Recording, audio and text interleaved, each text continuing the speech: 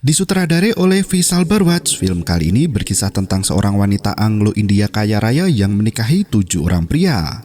Diangkat dari sebuah cerita pendek berjudul Susana Seven Husband.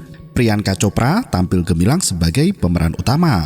Pada penghargaan Filmfare ke-57, film ini berhasil menerima 4 nominasi dan memenangkan 2 penghargaan di bidang artis terbaik dan penyanyi wanita terbaik.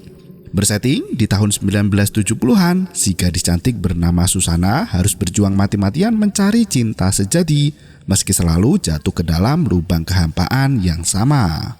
Ia dihadapkan pada berbagai macam karakter manusia yang terus mengikis ketentraman dalam hatinya. Dan berikut ceritanya.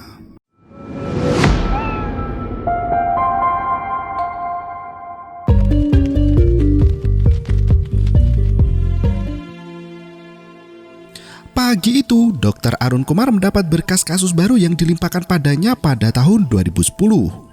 Beberapa barang bukti dan tulang manusia itu berasal dari tragedi kebakaran tragis yang melanda rumah mewah wanita tersohor di Ratnagiri bernama Susana Anna Maria Johannes. Pihak kepolisian setempat mengungkap bahwa Susana diduga bunuh dengan cara membakar rumah beserta dirinya sendiri. Polisi menemukan ada keanehan dalam riwayat hidup Susana yang menikahi 6 lelaki, namun semua dari mereka meninggal dunia di rumah itu. Mereka hendak melakukan pencocokan DNA pada abu dari tulang belulang manusia yang ditemukan di puing sisa kediaman Susana. Mereka melimpahkan tugas itu pada Arun Kumar, dokter forensik ahli lulusan Rusia itu. Setelah mendapat kasus mencengangkan tersebut, Arun membuka kembali lembaran kelam masa kecilnya saat tinggal di rumah megah keluarga Johannes. Sembari melihat foto album kenangan masa lalu, Arun menceritakan semua kisah kelamnya itu pada sang istri tercinta Nandini. Arun tak pernah mengenal sosok bernama Susana karena baginya wanita itu adalah sahib atau nyonya majikan. Wanita yang sangat kuat namun melankolis dan selalu merasa kesepian meski memiliki semua yang ia inginkan. Susana adalah orang dermawan yang banyak memberi kehidupan untuk Arun hingga Arun kecil pernah diam-diam menyukai nyonya majikan. Susana telah kehilangan ibunya saat masih bayi dan beberapa tahun kemudian di usia yang masih belia, ayah Johannes meninggal dunia. Orang tua Susana meninggalkan banyak warisan dan kejayaan untuk putri sematawayang. Tak berselang lama, Susana mempersunting Mayor Edwin Rodriguez untuk menuntaskan keinginan ayahnya sebelum wafat. Susana secara resmi menjadi Nyonya Rodriguez, istri dari Mayor Angkatan Darat yang pencemburu dan terlalu posesif. Mulai saat itu juga, bagian kehidupan Susana telah masuk ke dalam babak alegori kebanggaan. Edwin terlalu banyak memerintah dan sering berbuat kasar pada pekerja di kediaman Susana. Penjaga kandang kuda Susana adalah pria bisu namun setia padanya bernama Gungga Caca. Edwin harus menggunakan jasa kepala pelayan Galib Khan untuk menerjemahkan perkataan Gungga. Sementara itu, Bibi Maggie adalah pelayan rumah yang menggantikan peran ibu asuh sekaligus orang kepercayaan Susana. Di dasar sumur dekat rumah, Susana memelihara beberapa ular berbisa yang diberi minum susu dan makanan hewan ternak. Meski berbisa dan berbahaya, Susana berkawan baik dengan mereka. Suatu hari, Susana memergoki Gungga yang mengejar Arun kecil untuk dicambuk dengan pecut kuda. Meski rajin bekerja, Gungga bukan tipe pria penyayang dan gemar berbuat kasar jika Arun bermalas-malasan. Kala itu, pekerja di bawah umur masih diperbolehkan di India. Arun ikut bekerja di kandang kuda Susana membantu Gungga bersama puluhan pekerja lainnya. Susana cukup iba melihat nasib si kecil Arun dan melihat potensi besar pada anak itu. Gungga yang marah berkata jika Arun tidak akan dipekerjakan lagi di kandang kudanya itu. Susana justru berkata akan menyekolahkan Arun dan membiayai semua kebutuhan anak itu. Sejak saat itu kehidupan Arun berubah dalam sekedipan mata. Susana mengangkat Arun dari tempat berduri dan meletakkannya di Taman Bunga Kasturi. Arun kecil bersekolah di sekolah internasional terbaik India. Ia sangat bersyukur hingga memajang foto Susana di atas meja altar para dewa. Baginya, Susana Bagdewi yang bisa mengabulkan semua permintaannya. Arun dewasa menceritakan kisah lamanya tak hanya semalam. Di hari berikutnya, ia tampak menyuapi paman Gungga yang kini sudah sangat tua dan renta. Arun menceritakan kejadian menyedihkan yang dialami Susana setelah pesta. Edwin selalu memberikan larangan pada istrinya, termasuk tak boleh minum alkohol meski hanya 1 gelas. Malam itu di depan tamu undangan, Susana membantah larangan suaminya, bahkan berdansa dengan prajurit lain. Edwin menyembunyikan sikap kasar dan cemburu di depan orang banyak. Namun di belakang semua itu, amarahnya tak bisa dibendung sendirian. Prajurit yang berani berdansa dengan istrinya itu dipanggil untuk masuk ke dalam kamar mandi. Meski awalnya tampak baik dan penuh pujian, tapi ternyata pria itu adalah mayor bengis bertangan besi lagi angkuh. Susana pun tak luput dari kemurkaan pria bengis itu. Cacat setelah kehilangan 1 kaki, Edwin selalu curiga pada Susana yang cantik tidak akan setia dan melampiaskan amarahnya padanya. Malam itu, tangis seorang wanita pecah di bawah kaki Cacat suaminya. Gungga melihat bagaimana nyonya majikan diperlakukan seperti pelacur yang hina oleh suaminya sendiri. Gungga menceritakan hal itu pada Galip dan Bibi Magi hingga mereka pun mulai membenci sosok Edwin Rodriguez. Sementara Arun yang kala itu sudah beranjak dewasa hanya bisa menatap dan mengamati dari bilik jendela kamarnya. Pagi harinya, Edwin kembali mengamuk hanya karena terjatuh saat hendak menaiki punggung kuda. Ia menyiksa perawat kuda yang bekerja di bawah tanggung jawab Gungga. Meski pria mungil itu sangat galak, ia tak pernah menyiksa anak buahnya seperti apa yang dilakukan Edwin kala itu.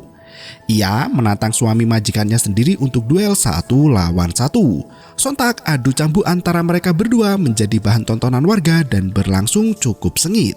Meski Gungga hampir berhasil melumpuhkan tuannya, rambut yang menutupi kepalanya justru menghalangi pandangan dan terkena cambukan tepat di bola mata. Darah mengalir deras dari mata kanan Gungga dan langsung dilarikan ke rumah sakit. Meski Susana mentolerir kekejaman Edwin pada dirinya, namun ia tak bisa memaafkan sikap Edwin membutakan mata penjaga kandang yang setia dan bisu, Gungga Caca. Beberapa hari setelah kejadian itu, Susana bersama suaminya dan beberapa penjaga pergi berburu macan kumbang di dalam hutan. Mereka mengintai kemunculan hewan buas itu hingga larut malam. Di saat yang tidak tepat, Edwin masih sempat mencumbui istrinya. Galip memanggil tuannya dan berkata jika macan kumbang mulai mendekat. Mereka bersembunyi di balik semak tepat di atas jurang. Edwin segera mengambil senapan laras panjangnya bersiap untuk menembak hewan karnivora itu. Secara mengejutkan, macan kumbang itu mengabaikan kambing peliharaan dan melompat ke arah rombongan manusia yang mengintai. Tubuh Edwin terjun ke arah macan kumbang dan menjadi kudapan si raja hutan. Beberapa orang mengatakan jika tuan majikan kehilangan keseimbangan, namun lainnya berkata ada seseorang yang mendorongnya. Butuh 2 hari pencarian untuk mengevakuasi potongan jasad mayor di dalam hutan. Setelah suami pertama meninggal, Arun mulai memperlihatkan perhatian lebih pada nyonya majikan. Sayangnya, bak memimpikan rembulan, alih-alih membalas perhatian Arun, Susana justru terpikat dengan penyanyi gereja Jamset Singratot. Kehidupan Putri Johannes kini memasuki babak alegori kerasukan. Setelah menikah dengan pria itu, Susana merubah namanya menjadi Suzy dan suaminya menjadi Jimmy Stetson. Pria yang hobi menyanyi dan bermain gitar itu diorbitkan sebagai penyanyi band rock terkenal India berkat dukungan material istri kaya raya. Seiring berjalannya waktu, jadwal manggung Jimmy semakin padat hingga tak pernah bertemu dengan istrinya sendiri. Ia mulai menggunakan obat-obatan terlarang dan berkencan dengan 2 wanita sekaligus. Sementara Susana tak pernah mencurigai gelagat suaminya yang bekerja di dunia entertain dan membiayai semua kebutuhan produksi lagu. Dari panggung ke panggung, pria itu menikmati kejayaannya sendiri meski sebenarnya modal 100% ditanggung istri. Pada suatu hari, Susana membaca berita tentang keterlibatan Jimmy dengan beberapa wanita. Ia pergi mengunjungi tempat tinggal sementara suaminya di perkotaan. Tak disangka, gadis muda membukakan pintu untuknya. Jimmy bertingkah seperti anak kecil bermain pistol dengan 2 teman kencannya. Melihat Suzy datang berkunjung, Jimmy mencoba menjelaskan 2 wanita di dalam kamarnya itu hanya teman biasa. Dalam pengaruh obat terlarang, pria itu tak bisa berpikir jernih dan kembali bermain tembak-tembakan dengan para gundik. Susana melihat dengan mata kepalanya sendiri obat-obatan terlarang itu tergeletak di atas meja. Ia menyeret suaminya pulang ke rumah dan melakukan rehabilitasi mandiri di rumahnya. Dokter pribadinya menyarankan agar Jimmy dimasukkan ke pusat rehabilitasi nafsa. Namun kali ini Susana tak mau kehilangan separuh hatinya untuk kedua kali. Ia menjaga, merawat dan menafkahi Jimmy hingga titik nadir penghabisan. Sayangnya, meski sudah sempat sembuh beberapa bulan lamanya, pria itu kembali menggunakan obat terlarang secara diam-diam. Kelakuan bejatnya sampai terendus kepolisian setempat yang datang berkunjung ke kediaman Susana. Seorang pengedar obat terlarang yang tertangkap polisi memiliki senjata milik keluarga Johannes, ayah Susana. Untuk melindungi Jimmy, Susana sampai harus merendahkan diri dan menggoda polisi tua yang bernama Inspektur Kimatlal. Susana segera menggeledah barang-barang Jimmy dan menemukan puluhan bungkus obat di dalam sepatu boot, di dalam gitar, bahkan di kamar mandi.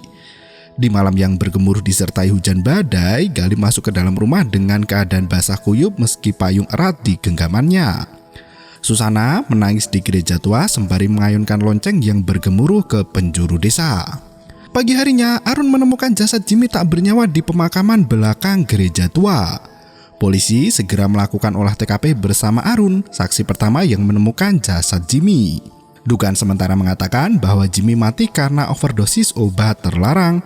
Namun, Inspektur Kimatlal berhasil menemukan satu bukti konkret, yaitu jejak kaki tak jauh dari tempat ditemukannya mayat Jimmy. Jejak kaki itu memiliki 6 jari di kakinya. Sang inspektur mengumpulkan semua pekerja di rumah itu untuk diperiksa satu persatu jumlah jari kakinya. Sayangnya, tak ada dari mereka yang memiliki 6 jari. Susana sampai membuka sepatunya di mana kaki jenjang tersibak keluar dari gaun membuat sang inspektur mabuk kepayang.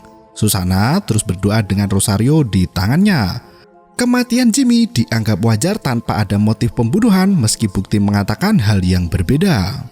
Selang beberapa hari setelah kematian suami kedua, Susana berkelana menuju ke kota Kashmir untuk mencari keterangan batin dan spiritual. Bukan Yesus yang ia temui, namun Susana bertemu dengan Muhammad Wasiullah Khan. Babak alegori kemurkaan di hidup Susana kini telah dimulai. Pria pemuka agama Islam itu berhasil menduduki gereja dan merubahnya menjadi masjid. Orang-orang menjuluki pria tersohor itu sebagai musafir yang gemar membagikan ilmu dan petuahnya. Di tangan pemuka agama, Susana menemukan ketenangan dan kebahagiaan yang tak terkira. Ia hidup berpindah tempat, mengarungi berbagai perjalanan panjang dengan suami lemah lembutnya.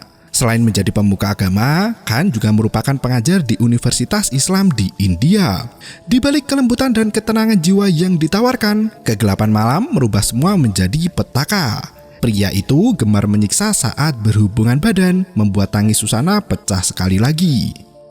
Seorang penyair yang bersuara lembut dan bijaksana di siang hari itu berubah menjadi seorang masokisado di malam hari yang menyiksa Susana di tempat tidur. Susana mencoba menutupi memarnya, tetapi para pelayannya tidak tahan melihatnya dianiaya. Di suatu malam, Susana mengajak suaminya untuk bermalam di kediaman mereka. Ia merayukan dan membawanya keluar di padang salju yang sangat dingin. 3 pelayan setia Susana sudah menanti di bawah liang lahat yang dipersiapkan sebelumnya. Akhirnya, Khan dikubur hidup-hidup di bawah kuburan Kashmir yang bersalju tanpa orang menaruh curiga pada Susana. Arun sempat protes dengan apa yang dilakukan 3 rekannya. Ia heran mengapa mereka harus membunuh Khan padahal Susana bisa saja menceraikannya dan kembali ke Ratnagiri. Galip mengungkap karakter asli Nyonya Majikan sejak masih kecil dulu. Susana kecil selalu berjalan kaki ke sekolah yang memiliki 2 jalur menuju ke sekolahnya dengan jarak yang sama. Seekor anjing gila muncul di jalan yang biasa dilewati Susana. Gadis kecil itu bisa saja merubah haluan pergi melewati jalur lain untuk menuju ke sekolah. Namun Susana lebih memilih mencuri pistol dari kamar ayahnya dan menembak mati anjing gila itu. Selang beberapa tahun kemudian, Susana meraih medali atas kuda pacu miliknya yang sudah jadi pemenang bertahan di ajang perpacuan kuda. Siang itu, kedubes Rusia bernama Nikola Vronsky turut hadir untuk mengembangkan ilmu pengetahuan dan teknologi di India. Suami keempat Susana kali ini merupakan mata-mata Rusia yang menjalani kehidupan ganda, namun terpikat oleh pesona wanita India. Kehidupan beralih menjadi babak alegori kecemburuan. Meski awalnya Susana enggan menikah lagi, Nikola terus merayunya dan mendesak untuk mengesahkan hubungan mereka berdua. Dari hubungan kemesraan itu, Arun mendapat kesempatan emas untuk kuliah di Rusia jurusan ilmu kedokteran. Sayangnya, setelah sekian tahun berlalu, Arun menemukan Nikola di Rusia sedang bersama istri pertama dan 2 putri kecilnya. Sebagai pelayan yang setia, Arun mengirimkan foto-foto itu ke Susana agar nyonya majikannya tahu siapa Nikola yang sebenarnya. Arun mengaku menyesal telah mengirimkan foto itu karena merasa bertanggung jawab atas kejadian yang akan menimpa Nikola sebentar lagi. Susana segera merayu Nikola untuk kembali ke India dan berpesta bersama. Kepulangan Nikola disambut dengan senyuman oleh 3 pelayan setia Susana. Mereka memijat tubuh Nikola sebelum menghabisinya. Susana muncul dalam keadaan mabuk berat di mana ia berhasil menemukan dokumen bahwa Nikola adalah seorang mata-mata. Dokumen perintah kerja itu ditemukan di dalam koper Nikola dan membuatnya semakin murka. Nikola mencoba menjelaskan dengan kebohongan-kebohongan lainnya. Susana tak mungkin percaya dan membuang dokumen itu ke dalam sumur berisi ular berbisa. Karena hari sudah malam, tak ada pencahayaan sedikit pun di dekat sumur kering itu. Tanpa ada tahu bahaya yang menghadang, Nikola turun menggunakan tali tambang ke dalam sumur itu untuk mengambil dokumen penting kenegaraan. Pagi harinya, tubuh Nikola dievakuasi oleh petugas dari Rusia yang meminta kejelasan terkait kematian koleganya itu. Susana dipanggil menghadap ke kantor polisi dan menemui penyidik setempat di mana pria itu adalah Inspektur Kimatlal. Pria itu sejatinya adalah intel yang ditugaskan sebagai biro penyelidik untuk mengintai kegiatan di rumah Susana yang ternyata sudah tercium kecurigaan darinya. Polisi sangat meyakini kali ini Susana memang terlibat dalam kematian Nikola karena satu dokumen menghilang dari dalam tas pria itu. Kimatlal memberikan tawaran akan membebaskan Susana jika wanita itu mau memberi bayaran mahal. Agar terhindar dari segala tuduhan, Susana menyerahkan dokumen negara milik Nikola dan Kimatlal hanya perlu berkata jika dokumen itu ditemukan di sekitar lokasi kematian Nikola. Dengan berat hati, Susana mengajak sang inspektur untuk makan malam bersama di rumahnya. Alegori kini berganti ke alegori nafsu. Setelah melakukan hubungan badan dengan Susana, pria tua itu semakin terpikat dan jatuh hati. Ia berulang kali kembali menemui Susana untuk melakukan lagi dan lagi. Bahkan saat Susana diketahui hamil, pria itu meminta untuk digugurkan karena ia belum bercerai dari istri pertama. Susana semakin muak dengan hubungan yang memanfaatkan tubuhnya saja. Ia berniat untuk mengakhiri semuanya, namun Kimatlal berhasil menunjukkan dokumen perceraian dengan istri pertama. Tak menunggu lama, pernikahan Susana dan Kimatlal digelar. Dan prosesi pemakaman kembali digelar di gereja yang sama. Ketergantungan Kimat pada obat kuat membuktikan kehancurannya sendiri. Susana sengaja mencampurkan obat itu ke dalam minuman suami kelimanya hingga overdosis menyebabkan serangan jantung tiba-tiba. Beberapa tahun kemudian, Arun kembali dari Rusia sebagai dokter. Melihat Arun kini telah dewasa, Susana mencoba merayunya. Ia meminta balas budi dari anak yang telah dibesarkan dengan kekayaannya. Mengetahui bahwa wanita itu sakit mental, Arun memilih untuk memutus benang di hubungan tipis mereka berdua.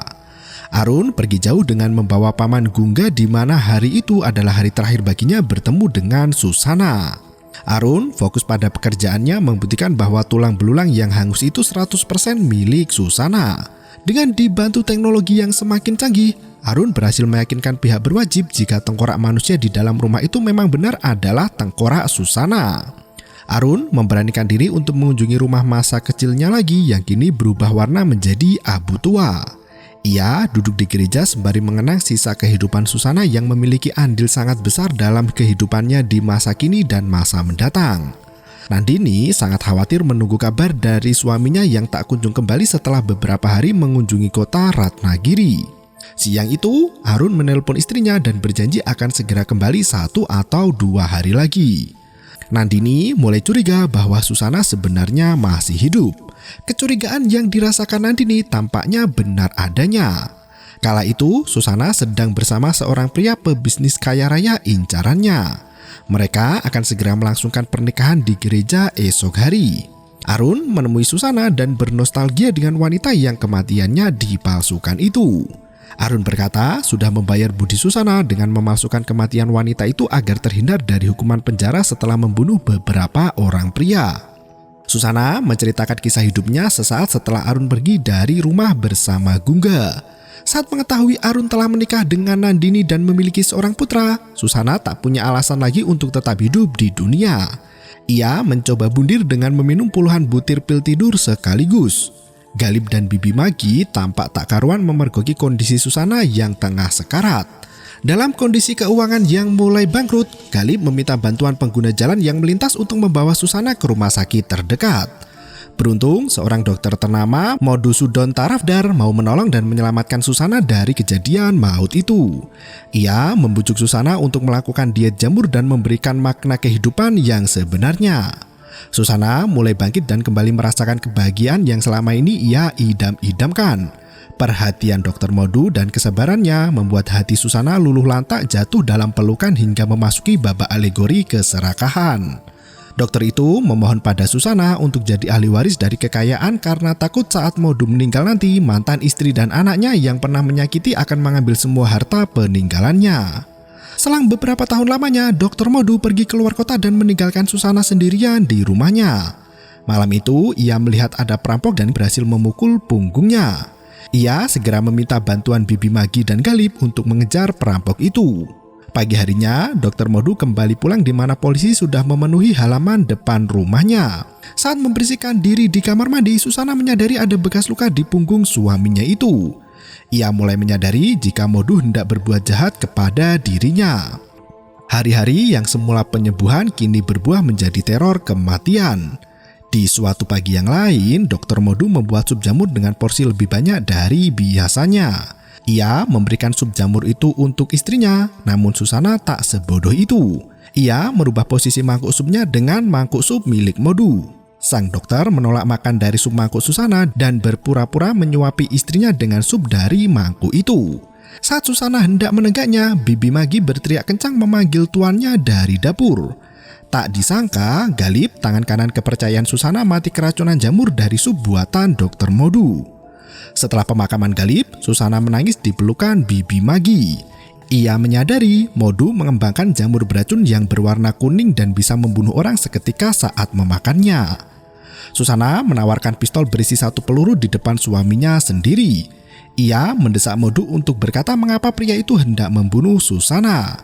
Ternyata bisnis jamur Dokter Modu telah lama bangkrut dan tak memiliki harta warisan untuk dibagikan pada istri dan anaknya. Ia membutuhkan sejumlah uang dari harta kekayaan Susana untuk melunasi semua hutang dan menikmati harta warisan istrinya itu. Susana menangis sejadinya dan mengarahkan pistol itu ke kepalanya sendiri. Ia menekan pelatuk pistol itu yang untungnya tak berhasil membunuh dirinya. Ia memaksa Modu untuk melakukan hal yang sama seperti dalam permainan roulette Rusia. Karena pria itu tak punya nyali, Susana terpaksa menembak mati Dokter Modu atas keserakahan yang gila dan bengis tak berhati nurani. Riwayat Susana berakhir sudah. Kini ia akan benar-benar dipenjara setelah membunuh suaminya sendiri. Ia berusaha bundir dengan menembak kepala di dalam mobil. Sayangnya peluru masih tertinggal di atas meja kerja suaminya. Susana bergegas kembali ke rumah dan menyiram seluruh isi rumah dengan bensin. Ia tak berpikir panjang dan membakar semua kenangan di dalam rumah itu beserta harta serta segala yang ia miliki. Bibi Magi shock berat melihat rumah majikannya itu menyala-nyala. Tanpa memikirkan keselamatannya sendiri, Bibi Magi bergegas masuk ke dalam rumah itu untuk menyelamatkan Susana. Sayangnya api yang membakar sudah terlampau luas. Tubuh Bibi Magi tertimpa reruntuhan bangunan dan tak bisa diselamatkan lagi. Di dalam kobaran api yang membara, Susana membatalkan niatnya untuk mati. Ia keluar melompat jendela dan bersembunyi dari kejaran polisi. Kematian Bibi Magi dalam upaya menyelamatkan Susana disebut sebagai alegori kesia-siaan. Susana yang ciut nyali untuk mati pergi menyelinap di gerbong kereta dan makan dari pemberian orang. Selama hidup miskin dan gelandangan, ia tak pernah bisa hidup tenang dan selalu sembunyi dari kejaran polisi. Suatu hari, Susana menemukan berita di koran yang mengabarkan kematiannya sendiri setelah tulang Bibi Magi ditemukan di reruntuhan bangunan rumah yang terbakar. Arun menghitung jari kaki tulang Bibi Magi yang berjumlah 6 jari. Tampaknya orang yang membantu menyeret jasad Jimmy keluar dari rumah adalah Bibi Magi. Arun bertanya pada Susana mengapa wanita itu enggan memiliki anak. Susana berkata bahwa anak selalu menjadi alasan untuk berbaikan dan mentoleransi kejahatan suami karena anak selalu membutuhkan figur ayahnya. Susana tak mau hidup bersama kejahatan orang lain, apalagi jika ia memiliki anak, maka anaknya akan selalu menjadi alasan untuk mempertahankan hubungan dalam kepedihan. Arun berbicara dengan Susana hingga tak terasa pagi kembali menjelang. Susana memberitahunya bahwa dia akan menikah sekali lagi dan mengundangnya ke pesta pernikahan keesokan harinya. Arun kembali melangkah pergi karena ia tak mau jadi saksi atas pembunuhan suami Susana ke-7 kalinya. Namun ternyata, alih-alih menikah di gereja, Susana justru memutuskan untuk menjadi seorang biarawati dan menjadikan Yesus Kristus sebagai representasi cinta serta kebaikan. Kehidupan Susana kali ini telah memasuki babak alegori cinta yang sempurna. Suami ketujuh dan terakhir Susana adalah Kristus dengan ikatan sumpah yang membawanya ke jalan surga. Susana mengakui 7 dosanya kepada Bapak Gereja, di mana ia mendorong tubuh suami pertama ke jurang dan menggandakan dosis obat terlarang Jimmy hingga membiarkan pria itu merangkak dalam kondisi sekarat. Suami ketiga dikubur dalam es yang dingin, sementara suami kelima overdosis setelah minumannya dicampuri obat Viagra. Keenam, ditembak dengan pistol, dan dosa ketujuh memalsukan kematiannya dengan memanfaatkan jasad Bibi Maggie yang hangus terlalap api. Setelah pengakuan dosa itu, Susana kembali merasakan damai dan mengabdikan diri di gereja. Nandini semakin panik saat Arun tidak kembali dalam 2 hari sesuai janjinya. Nandini melapor ke polisi agar dibantu mencarikan keberadaan sang suami yang entah di mana. Setelah melakukan pencarian panjang, Nandini akhirnya bersatu kembali dengan Arun. Pria itu meyakinkan istrinya bahwa Susana sudah mati dan perasaan yang dia miliki untuk Susana sudah lama hilang. Arun berjanji tak akan pernah meninggalkan Nandini lagi dan film pun berakhir. Meski bernuansa gelap dan kelam, film ini menyuguhkan sisi positif dan negatif hingga menimbulkan reaksi beragam dari penontonnya. 7 dosa mematikan juga dikenal sebagai dosa besar atau dosa besar adalah pengelompokan dan klasifikasi kejahatan dalam ajaran Kristen. Tingkah laku atau kebiasaan yang tergolong dalam kategori ini jika secara langsung menimbulkan maksiat lainnya. Dalam film ini, 7 dosa itu dimasukkan ke dalam babak alegori yang bertentangan dengan 7 modal kebajikan. Terima kasih dan sampai jumpa. Yo, bermau itu ketarep.